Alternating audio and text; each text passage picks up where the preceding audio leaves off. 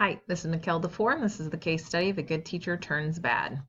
So quick summary, in this case study, a problem has arisen at a rural elementary school where teachers have been working together for 8 years and have seen success in school. A principal is implementing new curriculum, causing change at the building level. A veteran teacher is enduring stress at home and at school and has complaints against her from parents and to how she's treating her students. Principal calls a meeting, and the case study ends with the teacher responding angrily and unprofessionally during the parent-teacher conference where the principal is present. So problem identification and analysis. So what I know is there are the elementary school is one of 3 in the rural area. Staff are veteran staff who have worked together for 8 years and do well, and both staff and parents are proud of the school's success. The principal, Mrs. Wilson, is in her 4th year as principal, but has 13 years of teaching experience. This year she's implementing the new reading program that many of her staff support. Mrs. Wilson has started receiving complaints from parents about Mrs. Horton, and Mrs. Wilson claims that she's made multiple observations of the teacher. Mrs. Wilson is also receiving phone calls from the superintendent about Mrs. Horton and parents wanting their child's placement changed, and Mrs. Wilson plans a teacher conference with the parent. Ms. Horton is a veteran teacher, and in previous year even won the Teacher of the Year award. Ms. Horton doesn't like change. She's having difficulties at home with her husband leaving her, and she's having to take care of her 2 teenage sons, and she's becoming increasingly argumentative with other staff and is less friendly. And then parents are complaining to Mrs. Wilson about Mrs. Horton, that she's being verbally abusive to the students, screaming at him late for school, refusing parent-teacher conferences, and is causing actually a kid to start crying about coming to school, and they're having difficulty eating and sleeping. So what I need to know the teacher's history of instruction as well as information from past observations. This will help me see patterns in the teacher as well as look for things kind of where they began changing. I'll need to have specific information from each of the parents as to what they're claiming the teacher is doing. And I'll need to know whether these parents kind of are regularly voicing complaints or just kind of get some background information about that. And then I'll need to know my past interactions with the teacher and learn if there have been prior complaints about Miss Horton. I'll also need to be aware of the evaluation procedures and requirements of tenured teachers, as well as disciplinary procedures for teachers in instances such as these. And then I'll need to have competency and knowledge about best practices in handling parents who are upset about things going on at school and how best to resolve those types of situations. So the problem, there's more than one problem, but the current problem is Mrs. Horton is informed of parent complaints and phone calls the evening before the principal schedules the conference with the parent. No discussion, to my knowledge, has been made from the principal and the teacher prior to this conference. And then Ms. Horton does not handle herself very professionally during the conference and is very aggressive in her behavior towards the parent. So the peripheral problems, there doesn't seem to be that the principal has taken appropriate action leading up to this explosion of sorts within the conference. The principal hasn't discussed the complaints with the teacher, nor has the principal asked the teacher personally, just kind of, even though she's aware of things going on in her life. And the principal hasn't offered assistance to the teacher or sought out district help for this teacher. And then also it seems that receiving multiple calls from multiple parents would invoke more than just observations. Parents are frustrated, students are frustrated, but no meetings have been done with the teacher and no checkups. And so now we have a parent who's expecting immediate removal, which has taken a little bit of the power out of the principal's hand. So proposed plan of action. So the very first thing that I need to do at this point is really I need to allow Miss Horton to calm down. I'm not going to be able to converse with her at the level that she's at right now. But once she is back to a normal level, I can process and converse with her and sit down with her and hopefully find out what's been going on. I need to have conversation with her that I really should have been having this whole time.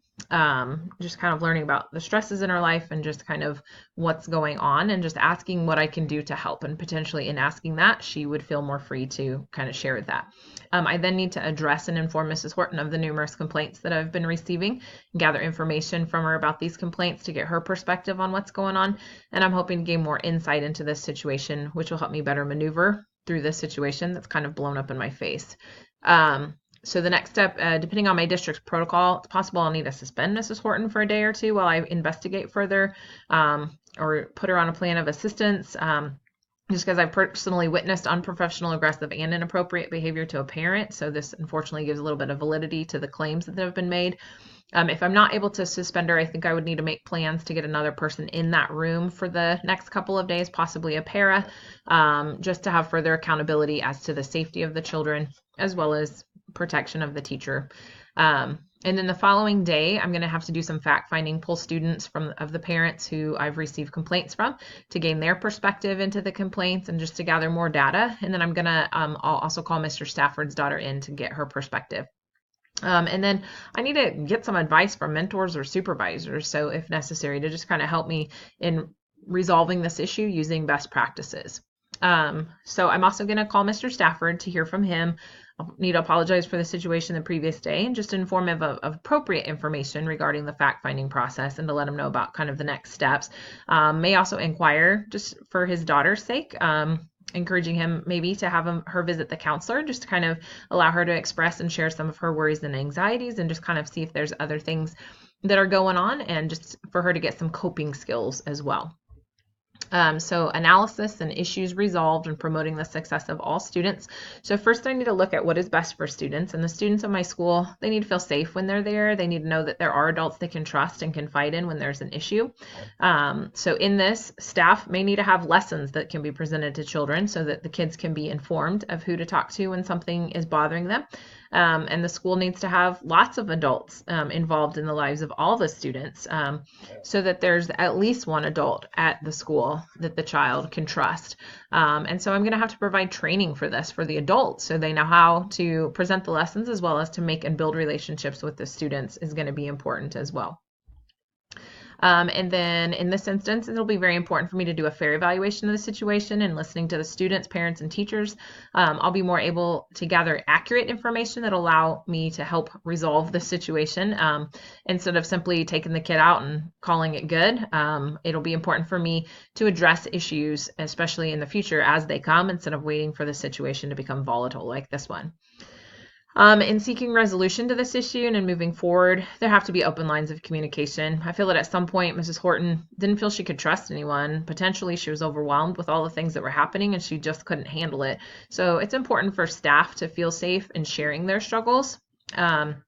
And then another thing that has to change is really the lack of walkthroughs and observations that have been done with Mrs. Horton. It's important. It's an important piece of this resolution that observations have to be a regular occurrence in this classroom and really all the classrooms to ensure that learning is taking place and children are safe. And then in that, I can have regular conversations with Mrs. Horton regarding what I'm seeing that is great and just areas that she may need to improve on to continue growing. And then also I'll have data to support me. When parents complain, I'll be able to affirm the type of teachers that I have in my building and that Mrs. Horton is, and just the wealth of knowledge that she has. And then I'm also opening those, opening conversations with Mrs. Horton. So hopefully she'll be able to share with me more. And then by providing professional development to teachers, it'll allow them to collaborate among each other, and that'll help them to feel partnership with each other as they move forward and to ask for help when they need help and to get, just insight and get ideas from each other and bounce things back and forth and to share when they're frustrated and to share the awesome things that are going on as well.